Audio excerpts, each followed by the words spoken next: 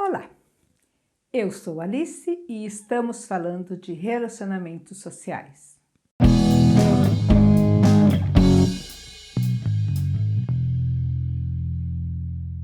Eu gostaria de refletir com você hoje a questão das necessidades básicas de cada pessoa. A gente teve um episódio há poucos dias que me fez voltar a pensar nesse assunto.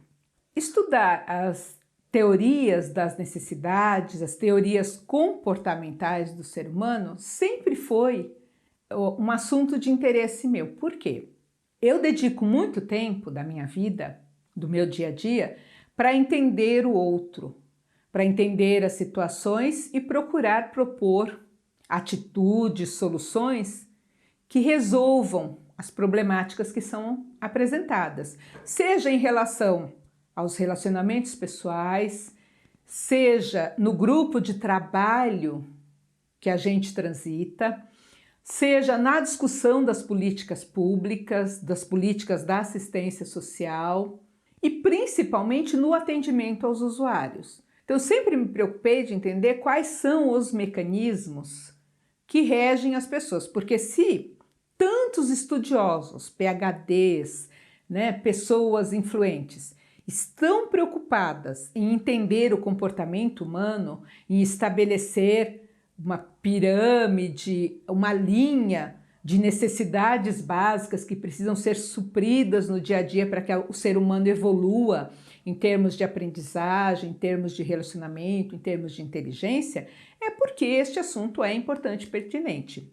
O cérebro humano, o emocional, são coisas que a ciência supõe, uma série de teorias, mas que não tem uma linha. A gente costuma dizer, porque todos os homens são assim, porque isso é coisa de homem, isso é coisa de mulher. A gente separa muito em gênero. Hoje em dia está se questionando mais isso, se pensando mais e entendendo que o ser humano ele tem múltiplas facetas, múltiplos jeitos e que não é este e aquele. Tem algumas coisas fisiológicas do corpo feminino ou masculino que modificam hormônios, modifica a maneira de sentir, de entender, e isso impacta no comportamento. Eu costumo usar como exemplo o dirigir.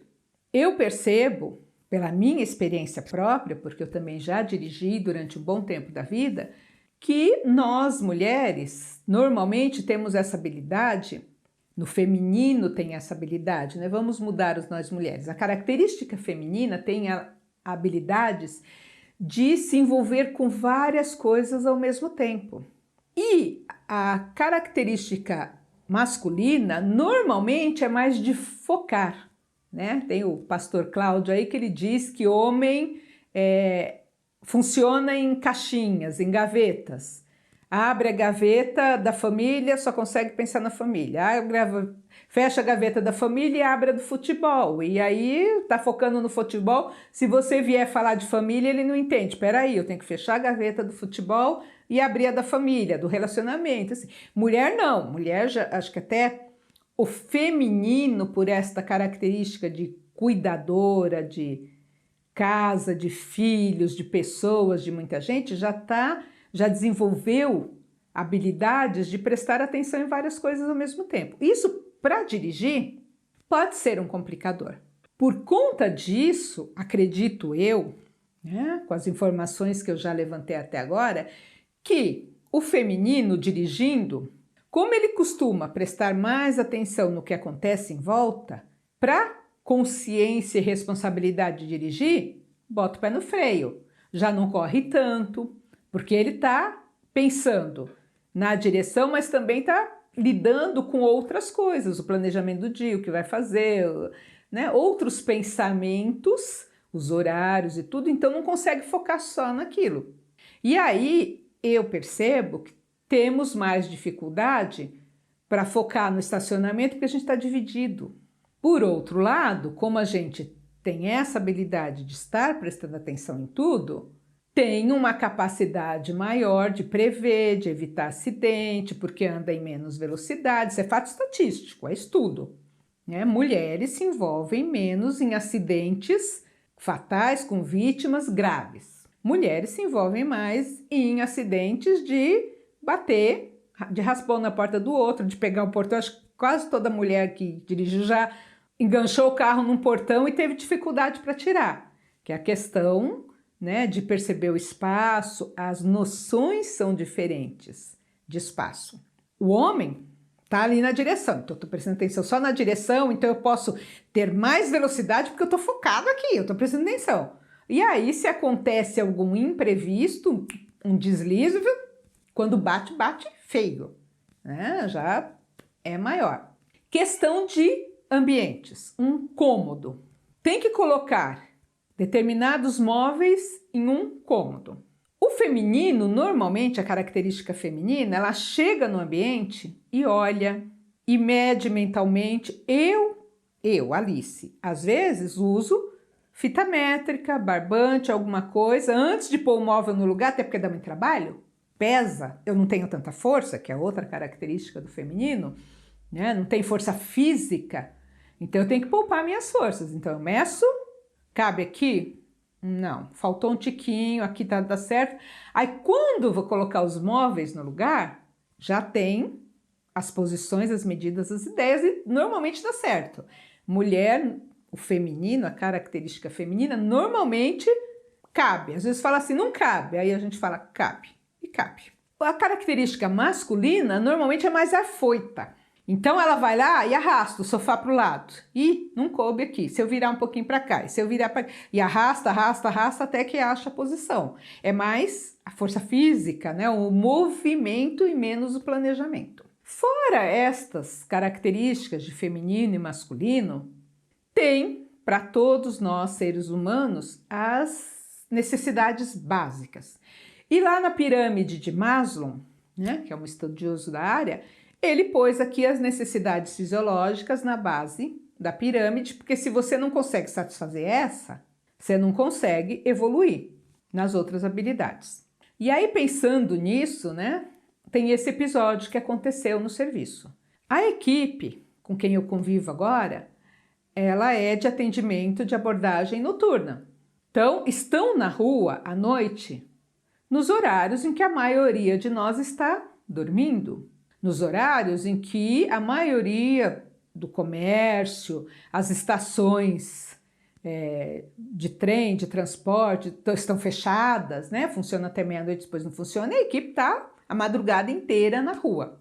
Então, a gente tem todo um cuidado com a equipe de conversar, de comer antes de sair, de pegar as coisas que precisa, mas dependendo do fluxo da noite, do montante de atendimentos que tem para fazer, não dá tempo de voltar. E trabalha na rua. Trabalha na rua, tem uma base, e a maioria do trabalho que é executado, das abordagens, é longe da base. Não dá para você dizer assim, eu quero ir no banheiro e voltar correndo. Não dá. Infelizmente, muitos serviços de acolhimento não têm conversado, combinado, não têm a preocupação de se colocar no lugar do orientador que está na rua à noite abordando com o usuário, no frio, na chuva, né? Tem que carregar a sua água porque não tem onde beber água, tem que carregar seu lanchinho porque fica muitas horas na rua, né? E não tem lugar para comprar nada, para comer, tem que comer no carro, beber no carro, precisa ir no banheiro. E às vezes a gente não controla, às vezes, ou dependendo de cada pessoa, você consegue ficar 2, 3, 4, 5 horas sem ir no banheiro e tudo bem. Outras pessoas, por condição fisiológica, porque está tomando remédio, né, por alguma condição de momento, bate o desespero. 2 horas que você dá na rua, você está desesperado para fazer xixi, chega uma hora que você não aguenta mais. Necessidade fisiológica básica, o corpo pede e chega um momento que você não consegue pensar em outra coisa. Tem que fazer, dói, né? Incomoda. E esses trabalhadores noturnos dos serviços não pensam nas necessidades fisiológicas, não pensam no orientador que está na rua. Então atendem mal, não permitem, às vezes, que o orientador que está trazendo o usuário vá ao banheiro. Às vezes, quando permite que vá ao banheiro, disponibiliza o banheiro que os usuários usaram, tomaram banho e que ninguém limpou porque não tem operacional à noite. Então vai limpar só no dia seguinte, o banheiro não está em condições de uso, e aí a pessoa que estava na rua é obrigada, é como o banheiro público, alguns que a gente vai aí, banheiro de posto, de combustível, que não dá nem para entrar, você tem que prender a respiração para poder usar, e você usa porque está no desespero e não aguenta mais. E aí um orientador, né, que inclusive tá tomando uma medicação que já é diurética, né, por natureza, que já estava com vontade, estava na correria, a gente tem prazo de atendimento, né, tem hora, o reloginho vai correndo, você tem um período estimado, se você passou daquele prazo, tem que fazer um relatório, tem que justificar, então dá trabalho, tem prazo. E ele estava lá no desespero, na correria, e já estava com vontade, chegou num serviço que normalmente não deixa nem entrar, a pessoa que atendeu estava com pressa, porque já era de madrugada, e aí atendeu rapidamente, botou o usuário para dentro e não deu nem boa noite, fechou a porta e foi embora. E ele tentou segurar esse funcionário, e ele conta, depois ele mandou um relato assim que até me dói de ler, que ele entrou no carro e quando ele sentou, diz que a dor da bexiga foi tanta que ele achou que ele fosse fazer ali sentado. Aí ele falou, não dá mais, não posso ir mais para lugar nenhum, e estava correndo, estava com prazo, a porta do serviço que eles tinham deixado o usuário já estava fechada, já não tinha ninguém. Ele falou, vou fazer aqui no cantinho, na praça, na árvore. Homens, quem de vocês nunca fez xixi no matinho, na árvore, na beira da estrada? Eu vejo todo dia. Todo dia eu vejo um homem fora do carro ou no cantinho fazendo, né? Até pela facilidade de fazer de pé, fazer em qualquer canto, para a mulher é mais difícil. Mas, teoricamente, é uma coisa normal, usual, né? De acontecer. O rapaz foi lá e fez, na rua, acho que era 2 ou 3 horas da madrugada, e ele mesmo fala que ele olhou em volta, não tinha ninguém, não. Só que funcionário lá dentro do serviço, por alguma janela, que a gente não sabe, viu ele fazer xixi. O que esse funcionária inclusive, o que essa funcionária fez? Ligou lá para a nossa base, descascando contra o nosso funcionário, porque estava fazendo xixi na frente do serviço. E aí, o funcionário que atendeu a ligação passou para o líder da equipe, a líder da equipe colocou no grupo, chamando a atenção. Todo mundo ficou sabendo que o rapaz teve essa atitude de fazer xixi, né? E virou uma chacota. E ele ficou muito envergonhado.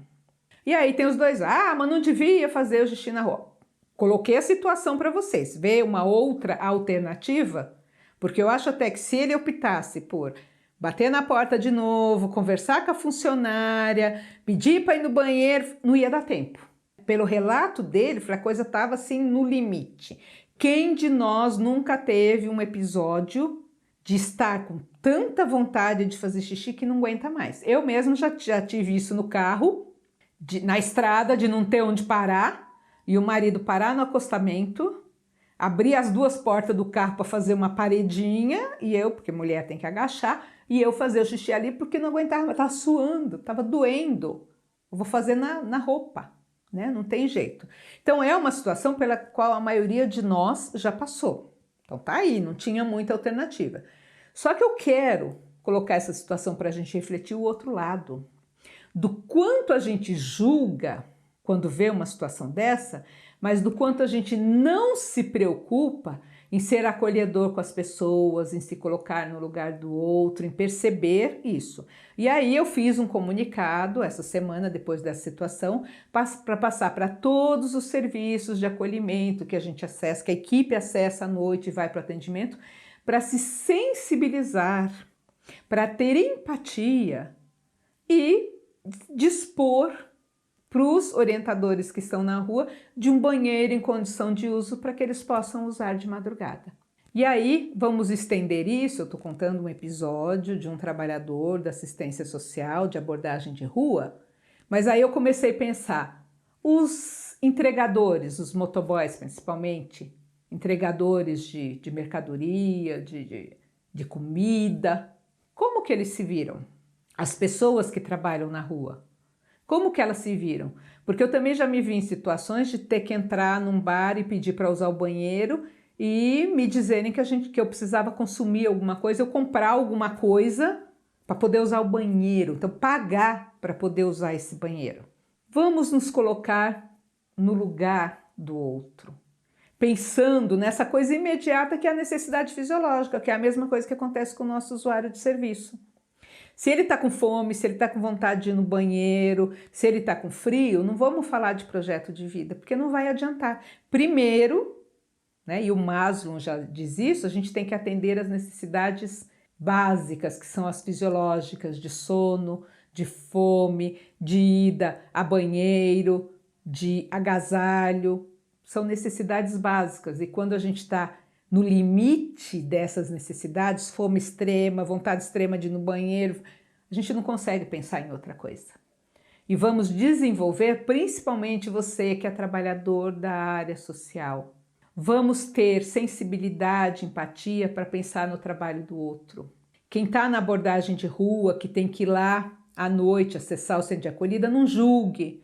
Não parta do princípio de que se a pessoa demorou para te atender é porque ela estava dormindo, porque ela não estava interessada no serviço, ela tem funções lá dentro, as equipes são reduzidas, né? A pessoa está fazendo outras coisas, às vezes é 1, 2 funcionários, está longe, vamos ter paciência, vamos tentar entender o lado do outro. Quem está dentro do serviço, vamos pensar em quem está fora, na abordagem de rua, né? Que não é um trabalho nada fácil, está exposto à chuva, ao frio, ao sol, e está sem recursos físicos para usar o banheiro, para comer, para beber uma água. Vamos ser solidários. Então pense nisso. Como está a sua atuação em termos de sensibilidade aos próprios trabalhadores da área e aos usuários que a gente atende? Por hoje é isso. Eu sou Alice. Estamos falando de relacionamentos sociais. Quiser comentar, eu vou olhar com certeza. Até a próxima.